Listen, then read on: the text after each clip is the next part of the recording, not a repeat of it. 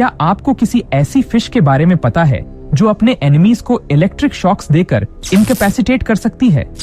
सिर्फ aquatic creatures ही नहीं, बल्कि ये फिश ह्यूमंस के लिए भी डेडली साबित हो सकती है जब उसे डेंजर महसूस होता है। आज हम न सिर्फ इलेक्ट्रिक ईल की स्टोरीज के बारे में बात करेंगे, बल्कि इस वीडियो में हम इन फिश के मोस्ट डेंजरस अटैक्स को भी दिखाएंगे।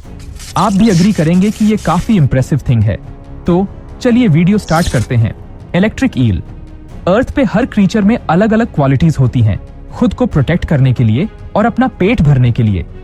इनमें से कुछ क्रीचर्स में ऐसी अजीबोगरीब क्वालिटीज होती हैं कि यकीन करना मुश्किल है कि ऐसी चीजें सिर्फ अमेज़न में ही हो सकती हैं। अब जरा इलेक्ट्रिक ईल को ही देख लीजिए। इसमें सचमुच सुपर पावर्स हैं और एक इलेक्ट्रिक ईल लगभग 600 वोल्ट्स की इलेक्ट्रिसिटी जनरेट कर सकता है। इतना हाई वोल्टेज किसी भी एनिमल या ह्यूमन को सीवियर शॉक देने के लिए काफी है। इलेक्ट्रिक शॉक इतना इंटेंस होता है कि इसका डायरेक्ट इफेक्ट पर्सन के रेस्पिरेटरी सिस्टम पे हो सकता है। यहाँ तक कि कार्डियक अरेस्ट का भी रिस्क होता है, जो फेटल हो सकता है। शॉक इतना पावरफुल होता है कि ये 40 वॉट बल्ब को जला सकता है। इसलिए हम रिक्वेस्ट करते हैं कि जब भी आप उनसे एनकाउंटर करें, प्लीज मेंटेन सोशल डिस्टेंसिंग। पूरी दुनिया में ईल्स की टोटल 3 स्पीसीज पाई जाती हैं। इनमें 2 इलेक्ट्रिक ईल स्पीसीज शामिल हैं, द वेरी इलेक्ट्रिक ईल और the volt electric eel species. ये सभी स्पीसीज अमेज़न रिवर के आसपास के एरियाज में इजीली देखी जा सकती हैं। दरअसल इन फिश में 3 स्पेशल टाइप्स के ऑर्गन्स होते हैं जो इलेक्ट्रिसिटी प्रोड्यूस करने के लिए रिस्पॉन्सिबल होते हैं।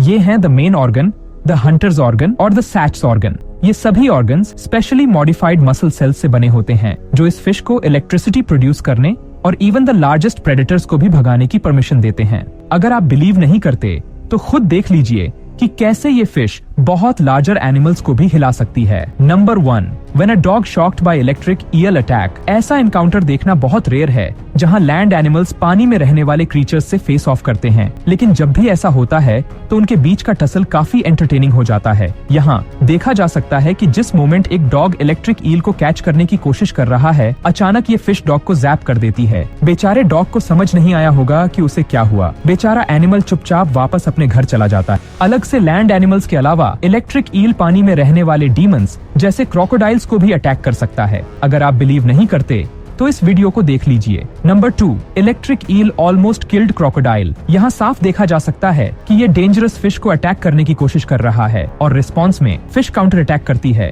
थोड़ी देर में क्रोकोडाइल का पूरा बॉडी स्टिफ हो जाता है। इसका मीनिंग क्लियर है कि क्रोकोडाइल इस कंडीशन में है क्योंकि इलेक्ट्रिक शॉक्स की वजह से थोड़ी देर में बेचारे क्रीचर की लाइफ चली जाएगी। अब तक आपको आइडिया हो गया होगा कि ये फिश कितनी डेंजरस हो सकती हैं। Number 3, the electric eel attacked a fish. Electric eel एक ऐसा फिश है जो डेंजरस प्रेडेटर्स को सिर्फ एक स्ट्राइक से इजीली डिफीट कर सकती है। इसके लिए स्मॉल फिश उतनी ही इनसिग्निफिकेंट हैं जितना एक कैमल के मुंह में एक दाना। जब ये डेंजरस फिश एक्वेरियम में पास में स्विमिंग करती हुई स्मॉल फिश को स्पॉट करती है तो उसकी हंगर अचानक इंक्रीज हो जाती है। देखिए कैसे वो स्मॉल वंस के पीछे चेस करती है और इजीली उन्हें निगल जाती है। ऐसा सिंपल शिकार आपने शायद ही कभी देखा होगा। कभी कभी दूसरी मछलियों को पहचानना और उनके बीच अंतर करना बहुत डिफिकल्ट हो जाता है, लेकिन लॉन्ग और सिलिंड्रिकल शेप्ड फिश को आइडेंटिफाई करने में कभी कोई डिफिकल्टी नहीं होती। इन्हें दूर से ही इजीली रिकॉग्नाइज किया जा सकता है। ये fish normally brown, grey, yellow और ऑरेंज कलर्स में पाई जाती हैं। इन फिश की बैक और साइड्स ब्लैक और डार्क ग्रे कलर की होती है। इससे इन्हें पानी में ढूंढना बहुत डिफिकल्ट हो जाता है। ये फिश टिपिकली वार्म और फ्रेश वाटर में पाई जाती हैं और जनरली इनकी स्किन स्मूथ और स्केललेस होती है। क्लियरली इसीलिए इलेक्ट्रिक ईल की आउटर स्किन बहुत स्मूथ होती है, जिससे इसे दूसरी फिश के कंपेयर्ड में कैच करना काफी डिफिकल्ट हो जाता है। ये फिश लगभग 10 to 22 इयर्स तक लाइव कर सकती हैं, 8 फीट से ज्यादा लेंथ तक ग्रो कर सकती हैं और 20 किलोग्राम्स या उससे ज्यादा वेट कर सकती हैं। मीनवाइल अमेज़न रिवर में स्विम करते टाइम इनकी स्पीड 8 किलोमीटर पर आवर या उससे भी ज्यादा रीच कर सकती है। आप सोच सकते हैं कि इन फिश की आईज बहुत शार्प होंगी, लेकिन ट्रूथ ये है कि इनकी आईज हार्डली फंक्शन करती हैं। जी हाँ, आपने सही सुना। इस सिचुएशन में क्वेश्चन ये अराइज होता है कि अगर इनकी आईज प्रॉपरली वर्क नहीं करती तो ये फिश अंडर वाटर कैसे देखती हैं? तो मैं आपको बता दूं कि अपनी आईज की जगह ये फिश एक रेडर सिस्टम यूज करती है। दरअसल ये फिश एक टाइप का वीक इलेक्ट्रिक सिग्नल प्रोड्यूस करती है जो रेडर की तरह वर्क करता है, जिससे ये अपने सराउंडिंग्स को डिटेक्ट कर पाती है। इस रेडर सिस्टम की हेल्प से ये पानी में मूव भी करती है। मेटिंग के लिए मेट ढूंढने के लिए और हंग्री होने पर प्रे सर्च करने के लिए भी ये इसी रेडर सिस्टम का यूज करती है। दूसरी प्रेडेटोरी क्रीचर्स से बचने के लिए भी ये सिस्टम बहुत यूजफुल है। जब इन फिश की डाइट की बात आती है तो ये जनरली अपनी हंगर सेटिस्फाई करने के लिए अपने बॉडी के सेम साइज के क्रीचर्स को हंट करना प्रेफर करती हैं। इसमें फिश के साथ साथ अदर एक्वाटिक क्रीचर्स भी इंक्लूड हैं। क्रस्टेशियंस जैसे क्रैब्स और श्रिम्प भी इनके फेवरेट फूड्स में से हैं। पानी में स्विम करते टाइम जब ये फिश क्रीचर्स को स्पॉट करती हैं तो ये इमीडिएटली उन पर पाउंस कर देती हैं और उन्हें कैच करने के लिए इलेक्ट्रिक शॉक्स का यूज करती हैं। Number 4, electric eel attacks on humans. यहाँ आपको ऐसे कई मोमेंट्स देखने को मिलेंगे जब इलेक्ट्रिक ईल ने ह्यूमंस को कम्प्लीटली ओवरवेल्म कर दिया है। जैसे ही इलेक्ट्रिक ईल पानी में खड़े इस जेंटलमैन को शॉक देती है, वह तुरंत थड के साथ पानी में गिर जाता है। इस वीडियो में जैसे ही पर्सन इलेक्ट्रिक ईल को टच करता है, शॉक की वजह से वह अचानक जंप बैक कर जाता है। यहाँ एक पर्सन ने इस डेंजरस फिश को अपने बॉडी के अराउंड रैप कर लिया है ताकि उसका नियर बाय फ्रेंड पता लगा सके कि फिश कितने वोल्ट्स की इलेक्ट्रिसिटी प्रोड्यूस कर सकती है। वीडियो में जैसे ही इलेक्ट्रिक ईल ने पर्सन को शॉक दिया, वह कम्प्लीटली जोल्ट हो गया और पूरे एनवायरनमेंट में केओस फैल गया। बाद में पता चला कि इस फिश ने 2 मिलीसेकंड्स के लिए 660 वोल्ट्स पर इलेक्ट्रिसिटी प्रोड्यूस की थी। हाउएवर, गुड न्यूज यह है कि वीडियो में जो पर्सन था उसे कोई सीरियस इंजरी नहीं हुई।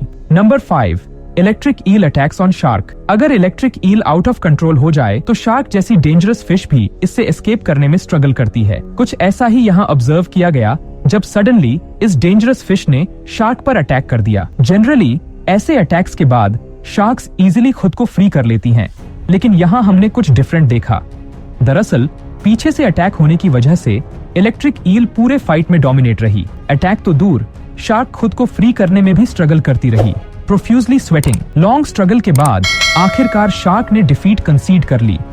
उसके बाद इलेक्ट्रिक ईल उसे खाने के लिए ईगर हो गई। देखिए कैसे इलेक्ट्रिक ईल अपने प्रे पर अटैक करती है। प्रे चाहे लार्ज हो या स्मॉल, ये फिश उसे लाइटली लेने की मिस्टेक नहीं करती और जैसे ही प्रे के क्लोज पहुंचती है, सिंगल स्ट्राइक में उसे कैप्चर कर लेती है। ह्यूमंस के अलावा इन फिश का कोई और एनिमी नहीं है। हालांकि एलिगेटर्स और अदर बिग एनिमल्स जैसे लार्ज क्रीचर्स को इन फिश का चेस करते हुए देखा गया है। अगर कोई स्मॉल क्रीचर इन फिश को परस्यू या अटैक करने की कोशिश करता है तो ये डेंजरस फिश सिर्फ एक इलेक्ट्रिक शॉक से उसका काम तमाम कर सकती है। हालांकि ये फिश फियर्स और डेंजरस प्रेडेटर्स हो सकती हैं, लेकिन अदर क्रीचर्स की तरह ये भी नेचर में बैलेंस मेंटेन करने में इम्पोर्टेंट रोल प्ले करती हैं। हाउएवर, पास्ट फ्यू इयर्स में इनकी नंबर्स में सिग्निफिकेंट डिक्लाइन आया है। दरअसल इतनी डेंजरस होने के बावजूद वेरियस कंट्रीज में कई लोग इन फिश को खाना एंजॉय करते हैं। इसी रीजन से हर साल इनकी लार्ज नंबर में हंटिंग की जाती है। हाउएवर, गुड थिंग ये है कि इलेक्ट्रिक ईल मेटिंग के बाद लगभग 20,000 एग्स ले करती है। इन क्रीचर्स के एग्जिस्टेंस के लिए